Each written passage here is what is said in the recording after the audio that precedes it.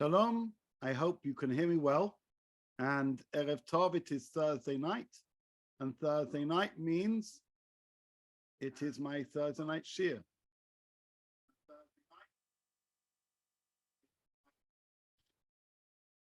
Right, let's turn off that feedback.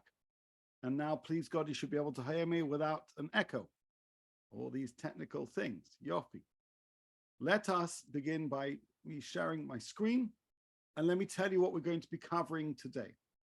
The title of tonight's shiur is Sukkah, Shalom Bayit, and other Mitzta'er considerations, namely the mitzvah uvishuv b'sukkah, the mitzvah of dwelling in a sukkah, Shalom Bayit, where dwelling in a sukkah might cause tension or conflict in terms of the relationship between husband and wife or the wider family, and other Mitzta'er considerations, meaning other factors that may lead somebody to say, maybe it's justified for me not to be in the sukkah because I am Mitzta'er, because I feel uncomfortable for one reason or another. And in this shiur, I want to go through three texts, but really my agenda is the first. And the first comes from the recently published Lev Shomer Lishlomo, the response of Dain Shlomo Deichovsky, and in volume 3, which is available to download on Hebrew Books, we address the question of when is it appropriate for a man not to sleep in a sukkah. And not only do I love this tshuva of Dain Deichovsky, as I love most of his tshuvot, but also because he takes issue with other important poskim, and in so doing highlights his derech psika, to which I fully align. Number 2, we have a tshuva of Shlomo Zalman Auerbach in his Sefer Ma'adanei Shlomo. It's also found in his Sefer Sfarim known as Halichot Shlomo. There's a footnote there.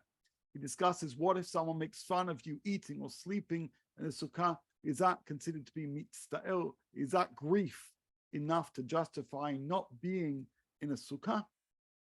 And number 3, we're going to also look at one of the rulings of Shlomo Zalman Auerbach, found also in Va'aleo Lo Yibol, although repeated in a much more briefer version in Halichot Shlomo, where he discusses what happens if there's lots of people in your sukkah and their presence makes it uncomfortable. That could be simply because of space, but also could be because of noise. Imagine you like a quiet house and you've got a whole bunch of guests. Is their presence in your sukkah a justification for you to say, I just can't be here? Does that give you a ptur, an exemption from residing in the sukkah? So each of these are 3 different halachic questions relating to the din, the law of Mitzta'er, someone who is uncomfortable and thereby exempt from being in the sukkah. With the first discussing specifically the notion of Shalom Bayit and husband-wife relationships, especially when it comes to people, young babies, young children, also people who are sick. The second, which may well apply to people with less observant relatives or neighbors, etc. And the third relates to people with lots of guests, which often happens when it comes to the chagim. With this in mind, let's begin with the first tshuva of Dain Deichovsky, as mentioned, found in Lev Shomer Lishlomo. And I want to read this word for word because I think it's so important. So let's begin, and he says the following: Yesh ladun b'yachas Liftor Mitzta'er Misukah, regarding the exemption of somebody who is Mitzta'er b'sukkah, somebody who is uncomfortable being in a sukkah. And he says, I want to explore this more broadly. Here you can see the heading, Mitzta'er kasher yesh tinok o isha b'rayon b'bayit. Do we define Mitzta'er when there is a baby in the house, or one's wife is pregnant and they'd rather you not be there? Meaning, is your feelings of guilt not being in the house defined as Mitzta'er? This is specifically speaking to men who have a duty of dwelling in a sukkah, but truth be told, it can apply to anybody who feels a certain loyalty, commitment to be in the sukkah, and there are others inside the house, the apartment you're living in, who would rather you not do so. So Dain Deichovsky is wishing to understand the concept and the construct of Mitzta'er. He says, for example, kasher yesh b'bayit tinok katan. For example, if within your home there's a young baby, And the wife of the house says, please don't sleep in the sukkah. I need you here.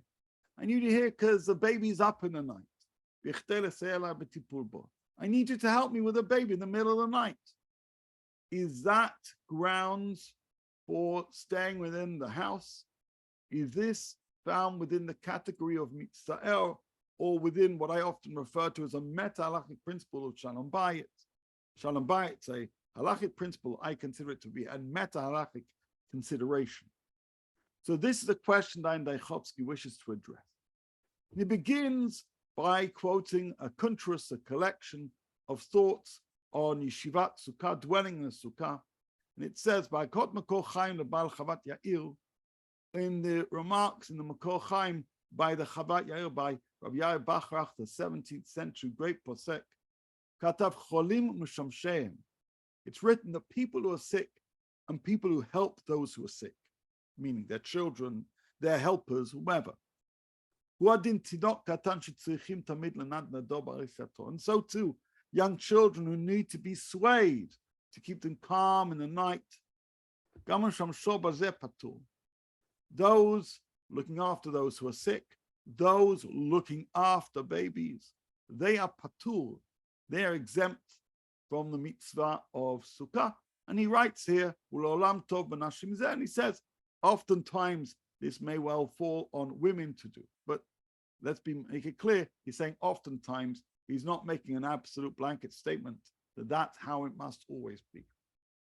V'od katav, and continues Rav Yair Bachrach, ben katan sheyesh lo ga'aguim al aviv, a young child who misses the father. Imagine you've got a young child who is in a house, an apartment, the father is sleeping in the sukkah, and the child misses the father. And he can't be without him. What if you can't bring the kid to the sukkah and you have this anguish moment where the child can't be separated from the parent? It's written tzarchiyun, meaning that's yet to be halachically resolved, or it's not resolved here in this source. Then we are told, Binan domeh shamati shnishal Maran Agol Yosef Shalom Eliashib. So the author of this modern book initially quotes the Chavat Yair, and then tells us a further insight, and then quotes an oral ruling of Yosef Shalom Eliashib, describing how oftentimes the husband may well go and sleep in the sukkah. His wife is scared to be alone in the house.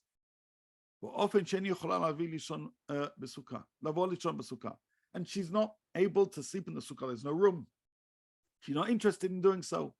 The question asked of Eliashib is, does that exempt the husband from sleeping in the sukkah? And apparently Rav Eliashib was consistent in terms of his ruling. The feelings of the wife who's afraid to be in the home is not enough to justify the husband leaving the sukkah and sleeping in the apartment or in the house. That was a psak of Rav Eliashib there. And in fact, Dan Daichovsky then quotes further from Kavanaki. We're told here, Gam b'sefer Kavanaki, which collates the rulings of Rav Eliashib, Havi she'ela domeh. A similar question is asked, Isha she'i b'chodesh atzi'i, a woman who's 9 months pregnant, and they live in the 3rd floor of an apartment block. There's no room to put a sukkah on their merpeset. Instead, the sukkah is down in the grounds, in the chatzer, in the courtyard. And she's scared to be alone. She's 9 months pregnant. And the husband's gone to sleep in the sukkah. And she's afraid her waters may break. She may need to give birth. And she wants her husband to sleep in the house. Is her husband exempt from sleeping in the sukkah? To this, Rav Eliashib answered, Yesh adun yiftor oto mishnei tamim. Right? There is a way to examine the question in terms of exempting him from 2 factors. Maybe he's like assisting somebody who is sick. And we've seen beforehand, if a person's sick, then they and those who assist them are exempt. So maybe the husband's like that. And if so, surely he should be exempt.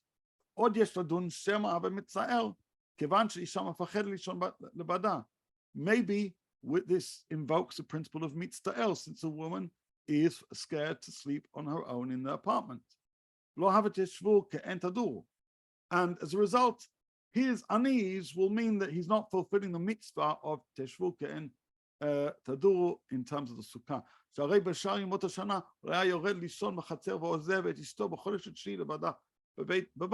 No other time of the year would a person sleep away from his wife if she's 9 months pregnant. Meaning, if the mitzvah sukkah is about living normally, this isn't how a person would normally live. So surely this would mean that this guy is exempt and he should then go and sleep in the apartment. על הטענה הראשונה נראה, מאחר וכעת אין החשב בצירים, אינה נחשבת כחולה. והבעל לא נחשב כמשמש. Rabbi Elyashiv says, unless she's already having contractions, she's not considered to be somebody who's sick, and therefore we're not going to consider the husband to be a shamash to somebody who's sick. הטענה השנייה, regarding the second point, אמר לי מורי וחכמי, הגאון יוסף שלום אלישיב, this is Rav Zilberstein writing, שאין לו פטור מצטער וחייב לישון בסוכה. He has no פטור, כיוון שהוא אינו מצטער לישון בסוכה. Since he himself is not מצטער, she's the one who's afraid, but he should be able to sleep fine. אם קשה לה, שתלך לישון בסוכה. And he ends and says, and if that's a problem, she should go and sleep in the sukkah. Ad kan, we've seen two rulings of Rav Elyashiv regarding people in different situations whereby he is insistent and persistent that the concept and the construct of Mitzta'er doesn't apply to fears and feelings and inconveniences. And even if the child is there, the husband should sleep down in the sukkah. And even if the woman is worried, he should sleep in the sukkah. And even if she's 9 months pregnant, he should sleep in the sukkah. Ad kan, the rulings of Rav Elyashiv. Now I mentioned that this comes from the Tshuvot of Dayan Deichovsky. And I mentioned that I very much align with his Derech Psika in the way in which he rules in terms of halakha. And now listen to what he says. Im kol hakavod va'anava, קשה לי מאוד לקבל את הקביעה הזאת, גם מבחינת תוצאה מעשית וגם מבחינת פסיקה הלכתית. Says Dayan Deichovsky, not only do I struggle to even come close to agreeing with you in terms of your outcome, your conclusion, your psak, says Dayan Deichovsky, but in addition to that, he challenges Rav Elyashiv, and I says, I even disagree with the way in which you reached your halachic ruling. I disagree with your reasoning, with the way in which you've done your working in terms of reaching a halachic conclusion. Point number one, a woman who is significantly pregnant cannot sleep in a sukkah. היא חייבת לרדת מספר פעמים בלילה לצרכים אישיים. She has to go to the bathroom many times in the night. ואינה יכולה, they got בלילה שוב, she can't go up and down the stairs. בנוסף, אם תישאר בלילה לבדה, החרדה בלתי פוסקת עלולה לפתח צעירים ולגרום ללידה מוקדמת להפלה חס ושלום. And if she's alone on her own and she's fearful, not only can this bring on contractions, but it can bring on such fear that it could bring her into early labor, or God forbid, some kind of miscarriage. She deserves and she requires physical presence, emotional presence. And her husband leaving her and going to the sukkah, it's as if saying, just, you're stuck on your own. And that's a horrible feeling. Yadua hasipur mefusam al Aryeh Levin. He quotes that powerful, profound, remarkable, stirring story by Rav Aryeh Levin. He went into the doctor with his wife, and he said, his wife's leg was hurting, but he didn't say, my wife's leg is hurting her. He said, my wife's leg is hurting us. He says, I admit, you shouldn't bring halakhic proofs from beautiful stories. He says, however, it's ruled in the Rambam,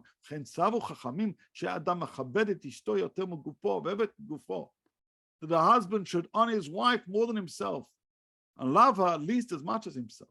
המקור במסכת יבמות, המשמעות של אהבת גופו היא לא רק הרגשה מוסרית, אלא חובת הנהגה לכאוב את כאביו, לשמוח בשמחתה, להצטער בצערה. He says, what does that mean? What it means is to feel her pain, to celebrate in her joys, and feel her anguish. And with all this, Dayan Daichovsky continues and says the following: so too, with a young child who wakes up in the middle of the night, he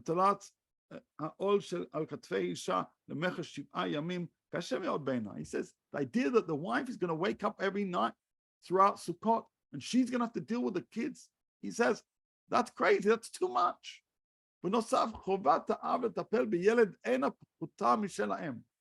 A husband's duty to look after his kids is no less than a mother. נפסק בשולחן ערוך, האישה שנתגרשה, אין כופין אותה להעניק את בנה, אלא אם רצתה נותן לה שכר מניקתה. אם לא רצתה נותנת לו את בנו, והוא מטפל בו. Here it talks about a case where, if husband and wife have divorced, we don't just put all responsibility on the woman. It's his responsibility too. His responsibility to make sure that the child gets fed, to make sure that the child gets looked after. Here he's talking about feeding. יש מקום למצב של חיי נפש, שהילד מוכן לינוק רק ממנה. אבל לגבי טיפול בילד. So, in terms of breastfeeding, the husband may not be able to do that, but at the end of the day, looking after your kid, גם הוא יכול. כל אחד מאיתנו יודע שלא די להעניק, יש צורך גם בטיפולים נוספים. Feeding isn't just the be-all and end-all of raising young children. החלפה, you got to change them. חתונה, השכבת הילד לישון, right? Looking after them, putting to sleep, כולל לא פעם נדנוד למשך שעה ארוכה, holding them, swaying them, עד שהילד נרדם until the child falls asleep. בכל הטיפולים הללו, הוא מחויב לא פחות ואולי יותר ממנה. He says, not only is he responsible equally, perhaps even more, especially since she's feeding the baby. אם הוא רוצה לקיים מצוות שינה בסוכה, if this guy, the husband wants to sleep in the sukkah, יועיל לזכור מטפל לכל לילות אחד. Let him hire someone who's going to come every night to look after the baby. If you can find such a person, you're prepared to pay that, great. Im lav, if you're not going to do that though, the likelihood is you're not going to do that, and that's not possible. He has no right to put the duties of child rearing and looking after the kids just on her shoulders. He is more obliged than she. I remember when I read this tshuva, not only was I startled by its forthrightness, by its profound understanding of what it means to raise kids, what it means to share a burden, what it means to be married. The idea that a husband would go to the sukkah and leave a wife to deal with young kids in the house, especially if she has worries, certainly if she's pregnant, certainly if there's anybody not feeling well. It goes against what it doesn't make any sense in terms of our values, which is why he said, not only did I disagree with Rav Elyashiv's psak, but I disagree with his methodology. And he explains his methodology. And his methodology is the methodology that I received from my teacher, Dan Gershon Lopin, Zecher Tzadik Livroch. And this methodology, this approach, this is what is psak. This is how I understand the halachic process. And it has impacts on how you live, on your priorities, not because you don't believe in Sukkah. You also believe in Shalom Bayit. You also believe in Gilul Iladim. You also believe in Kavod and Ahava. And the Sukkah doesn't come and overshadow all the rest. All those other factors continue to exist. And if Sukkah were to threaten those things, then we define that as Mitzta'er. Because actually you should be pained to be in a Sukkah. Why is doing all those things? It should pain you. If you're not Mitzta'er, there's a problem. So that is a psak of Daichovsky. As mentioned, this was found in Chelik Gimel of Lev Shomer Lishlomo. Came out a few months ago when I read it. I was like, oh, I must share this Erev Sukkot. Such an important psak. That's why I've shared every word for all those who are interested. Ad kan, our first discussion relating to Shalom Bayit and looking after kids and the concept of Mitzta'er. Let's now discuss another psak. Another psak mentioned by Rav Shlomo Zalman Auerbach, mentioned here in the Sefer Ma'adnei Shlomo, and then repeated in Halichot Shlomo. And he's asked a question. Shalti et Maran, somebody asked Rav Shlomo Zalman a question. When you don't Baal Tshuva, regarding Baal Tshuva shebnei mishpachto loagim lo amashiv shebesukah metzarim oto bakach. A person who's newly religious, his family not religious, and the family make fun, or friends are making fun that he's dwelling in a sukkah, this hut. And the question is the fun, is the way in which this person is being teased defined as mitzta'er? Is the fact the person being teased to go into the sukkah enough to exempt him going into sukkah? That's the question. ומאידך, לפי מה שפסק מרן, לעניין בן חוץ לארץ השוהה בארץ ישראל בשמיני עצרת, אפשר דחי בנידון דידן, ולא כפטור מצטער. Rav Shlomo Zalman Auerbach paskins here it's in source 19.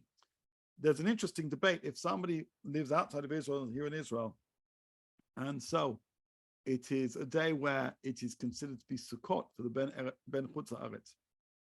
It's no longer Sukkot, it's Shmini Atzeret here in Eretz Israel. Now, do we expect that Ben Chutz Haaretz to continue to reside in the Sukkah, even if they're going to be in one part of the house and other people will be in another part of the house? Is that defined as Mitzta'er? There was those who said yes, but Rav Shlomo Zalman Auerbach says no. So the question really is, how do we look at this situation where people are teasing somebody of being fulfilling the mitzvah of Sukkah? Rav Shlomo Zalman quoted Rabbeinu Yonah in Yesod HaTshuva. Rabbeinu Yonah tells us, basically,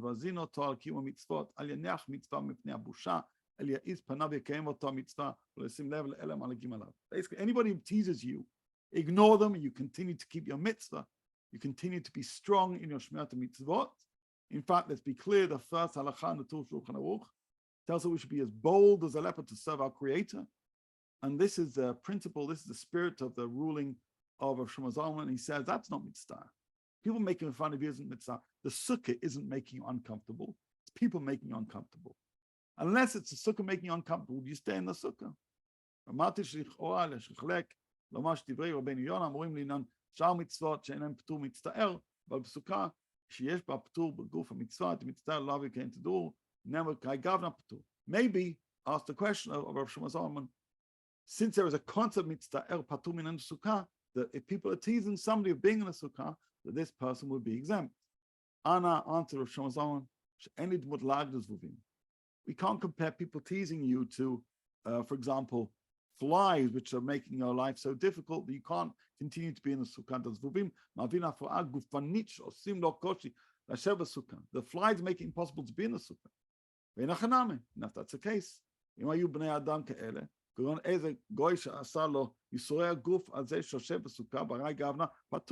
if, for example, somebody would make your life really physically miserable, you being in the sukkah, fine. But simply being there and people teasing you, that's not mitzta'er. There a person needs to be firm in their beliefs. That's our second ruling. It's important to know the concept of mitzta'er is about the sukkah causing you anguish, being there, right? Not people making fun of you being there. So we've discussed this psak of Dayan Daichovsky, a really important one which helps us make sense of these other values. It should be obvious, maybe common sense to many. However, sometimes common sense isn't so common, and it's important to have a tshuva written so clearly, emphasizing this point. Here we have the psak of Shlomo Zalman about somebody who's teased about being in a sukkah. He says such a person should stay in the sukkah.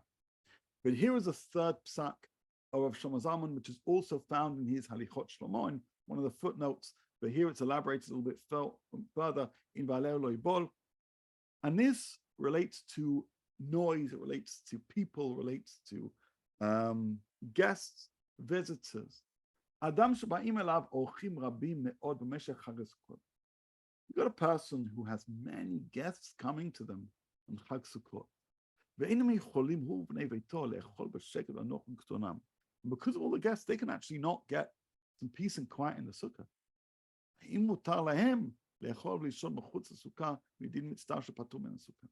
Can such a person actually say, it's crazy, I just need some quiet time, and therefore that exempts them from being in the sukkah. They can go and eat elsewhere.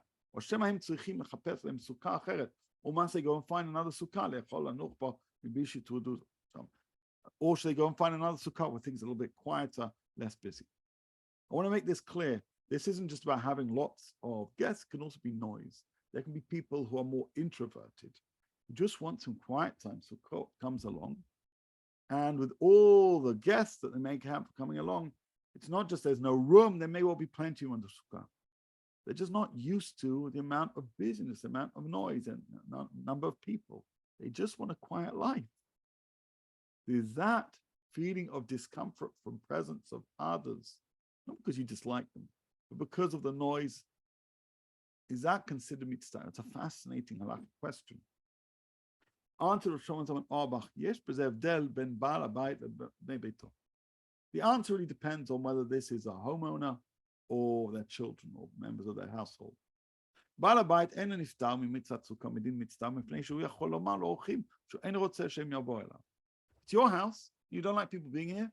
You're not mitzta'er. You can tell people to leave. Omnam b'nei beito, but if you are part of the extended family and you like a quiet life, you don't all these people, and you can't tell people to leave. And there's a whole bunch of guests. You don't get to choose who comes and goes. It says Rav Shlomo Zalman, they are considered mitzta'er because being in the sukkah doesn't give them peace and quiet, doesn't bring them to the matzav of simcha. And he continues, and he says, and you don't need to go and find another sukkah. You can then go eat inside, sleep inside. שמעתי מרב יעקב פילבר, ששמעת הרב מתבטא ביחס לאורחים רבים ומפריעים בבני בבית, לנוח בסוכה, שזה כמו זבובים. Rav Shlomo Zalman Auerbach himself once said, having lots of people in the house is like flies, drives you crazy, you're patur. This also, I think, is a fascinating tshuva, a fascinating ruling, which many people are unaware of. And if you like a little bit more of a quieter life, and you have lots of guests, and you can't control people coming and going, and that causes you a sense of tension or frustration or discomfort, then that is mitzta'er, unless you are able to ask those who've come to visit your house to go and visit somewhere else for that matter.